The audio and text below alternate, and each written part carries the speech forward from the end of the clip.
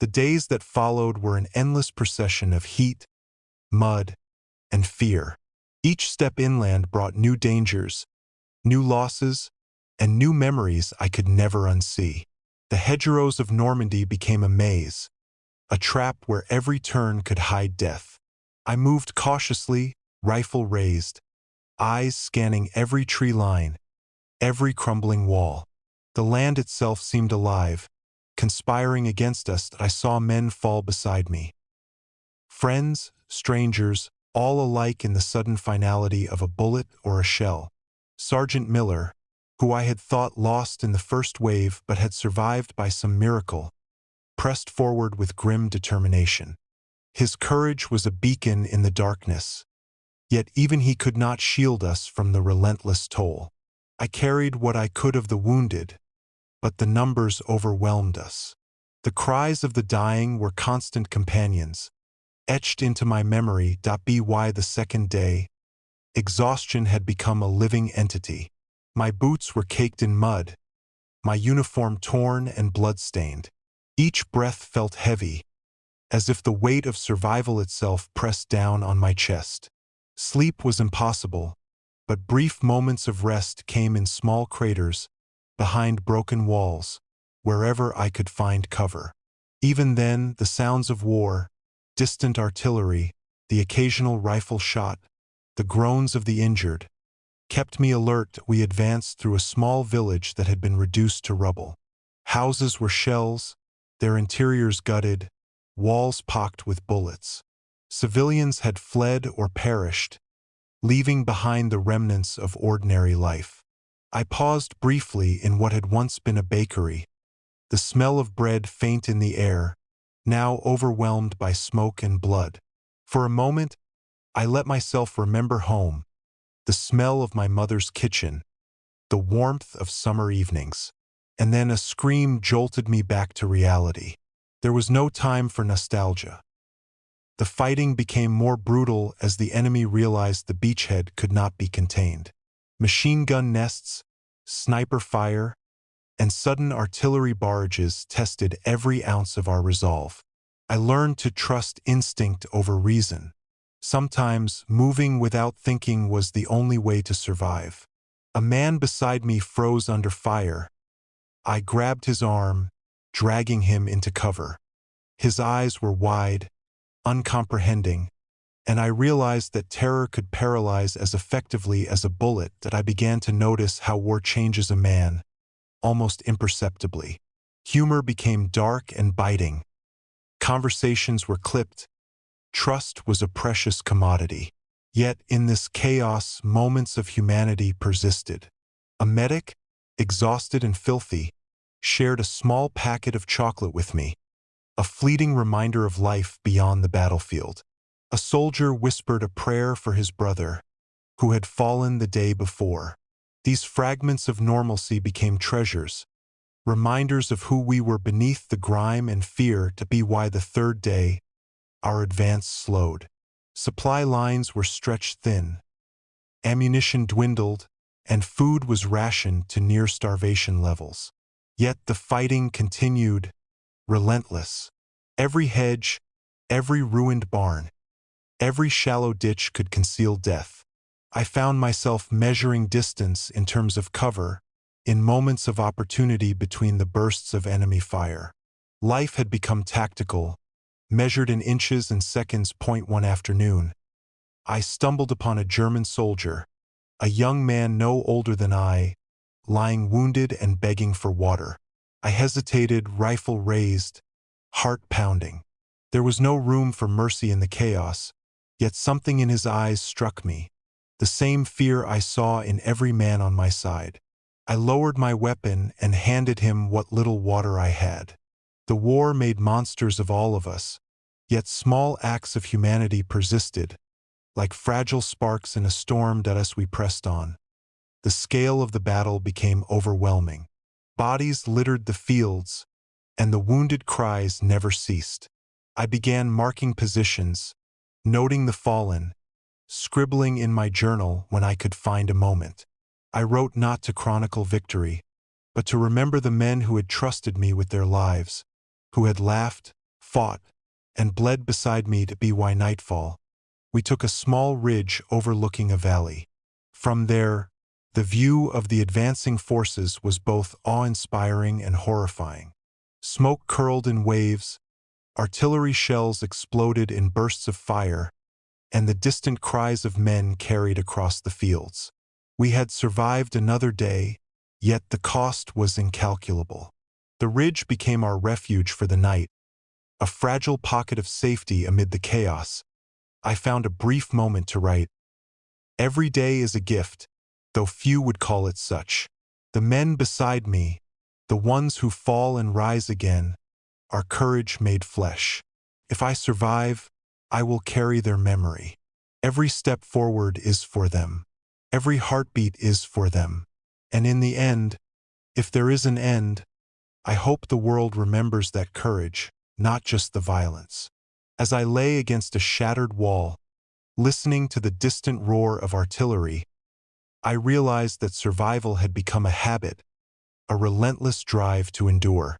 Yet beneath that drive, beneath the adrenaline and fear, there was a quiet sorrow, a mourning for the innocents lost, for the lives taken, for the world that would never be the same. The fourth day dawned cold and gray, the sky an unrelenting slate that mirrored the weight in my chest. We had moved inland, each village and farm a battlefield, each hedgerow a deadly trap. The bodies of men we had once called friends were everywhere, silent reminders of mortality. I had begun to recognize the faces in my dreams. Miller, Hayes, and the private whose helmet had been shattered the first morning. They haunted me, but I could not stop. Survival demanded forward motion. By mid-morning, our unit encountered stiff resistance near a heavily fortified farmhouse. German positions were entrenched, machine guns sweeping every approach. The air was thick with smoke and the acrid smell of explosives. Men fell as quickly as they advanced, and I realized that courage alone was not enough. Strategy, luck, and the merciless randomness of war dictated survival. I took cover behind a low wall, my rifle shaking in my hands. Around me, men shouted, cried, and fired indiscriminately. The chaos was a living entity, and I felt both part of it and apart from it, a spectator and a participant simultaneously. A shell hit the roof of the farmhouse, sending shards of wood and plaster into the air. A soldier next to me disappeared under the debris. I pressed my body to the ground, closing my eyes, wishing for a moment that the world could stop spinning. Minutes, hours, or perhaps seconds passed in an unmeasurable blur. I crawled forward, dragging a wounded comrade along. His breathing was shallow, his hand cold against mine. "Keep going," I whispered, though my voice felt weak even to me. The ground was soaked with mud and blood, and the sun's weak rays reflected off pools of water and scattered shells. Each step was a battle against gravity, fatigue, and terror. By late afternoon, we had gained a precarious foothold, but the cost was immense. The survivors were fewer than half of our original unit. I looked around, seeing faces hardened by exhaustion, eyes haunted by what they had seen. I realized that every man carried invisible scars as deep as the visible ones on their bodies. And I, too, felt the weight of experience pressing down like a physical force. Nightfall brought no relief. We dug shallow foxholes wherever we could, using what little cover remained. The cries of the wounded echoed across the fields, punctuated by sporadic gunfire. Sleep was fleeting, broken by nightmares that mirrored reality too closely. I dreamt of the first landing, of Miller's scream, of bodies tossed in the surf, and woke drenched in sweat, gasping, convinced for a moment that I was still in the water, still fighting for every inch. I wrote in my journal by the dim light of a small lantern, "We are living in the shadow of death.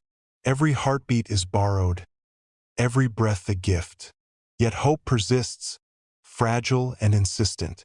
If I survive, It will be because I carry the courage of the men beside me, the memory of their sacrifices, and the determination to honor them. On the fifth day, we received orders to push further toward the town that had been a strategic point for the enemy. Resistance intensified. Every street and building seemed rigged to kill. Snipers picked off men from hidden vantage points. Mines buried in the dirt claimed limbs, lives, and morale. I moved like a shadow, crawling from cover to cover, each breath measured, each step deliberate. A sudden explosion threw me to the ground, dust and debris filling my lungs. I coughed, choking, vision blurred, and when I regained focus, I saw that the soldier I had been trying to protect had been thrown against a wall. Blood covered his uniform. I pressed a bandage to his wound, whispering reassurances I did not feel. We staggered forward together, the world reduced to a narrow corridor of survival. That be why the end of the day, the town was partially secured, but the streets were unrecognizable, littered with the remnants of human life and human endeavor. I walked among the ruins, stepping over rubble, corpses, and abandoned weapons. Each step felt like a betrayal of the men who had fallen, yet I knew that to stop was to die. I carried their memory with me, silent witnesses in my mind to every action, every decision, every step forward. Night fell again, and we huddled in the ruins of a church. I listened to the wind whistling through broken windows, the distant moans of the wounded, and I thought of home. I thought of letters I would never send, of faces that would never know my fate. And yet, amid the despair, there was a fragile sense of triumph. We had survived, however tenuously, and had advanced further than any could have expected. That I wrote in my journal once more. The world is broken, and we walk among its fragments. Yet in this darkness, courage persists. I will carry the memory of today, of every man beside me, of every moment of terror and grace. If I survive, I will remember, always, and perhaps one day others will too.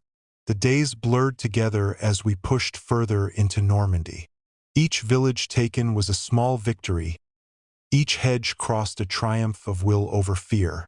Yet the cost was relentless.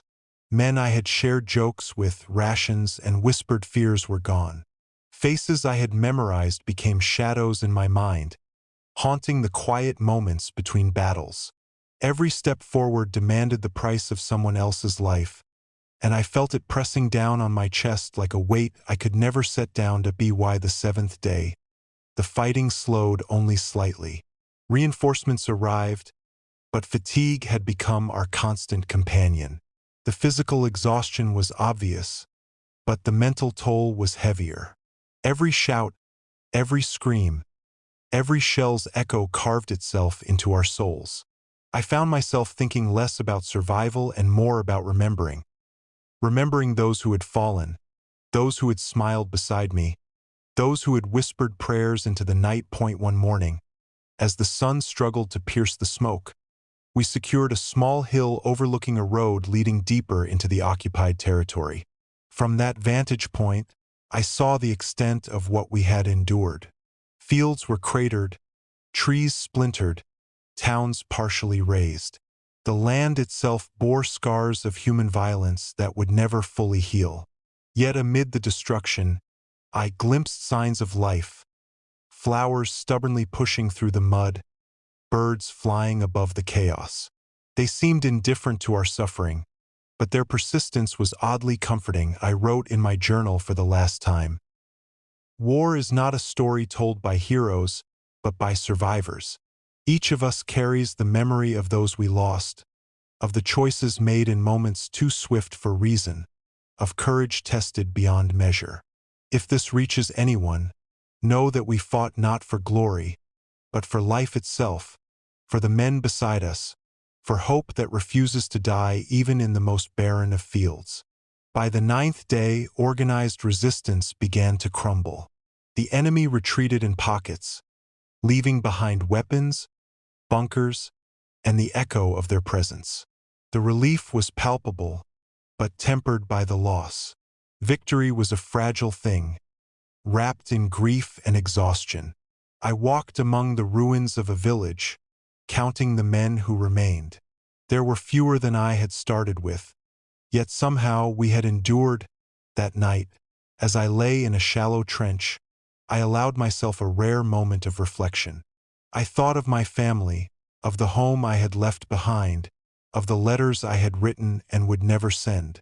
I thought of the friends who had become family in those days of fire and blood. And I realized that survival was more than mere endurance. It was a commitment to memory, to bearing witness to what had been endured and lost. The 10th day brought a tenuous sense of order. Supplies reached us and we consolidated positions.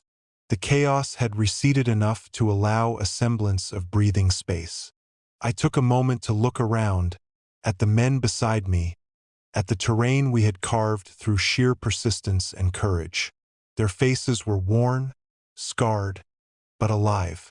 And for the first time, I felt a flicker of hope that this nightmare could end, that some part of the world would remember our sacrifice. As I closed my journal for the final time, I whispered a promise to the fallen. I will remember. I will carry you with me, in every step forward, in every act of kindness, in every moment of courage. Your sacrifice was not in vain. And though the world is broken, we have endured. We are here. We live. And in that, there is hope. The days ahead promised rebuilding, reflection, and the slow process of reclaiming life from the shadow of war. I knew the scars, visible and invisible, would remain forever. But I also knew that in surviving, in remembering, in carrying the memory of those who fell, there was a form of victory beyond the battlefield. One that no weapon could destroy and no enemy could claim. And so, amid the ruins of Normandy, with the smoke of battle fading into the horizon, I survived. I bore witness. I remembered. And in the quiet, fragile dawn, I allowed myself to hope.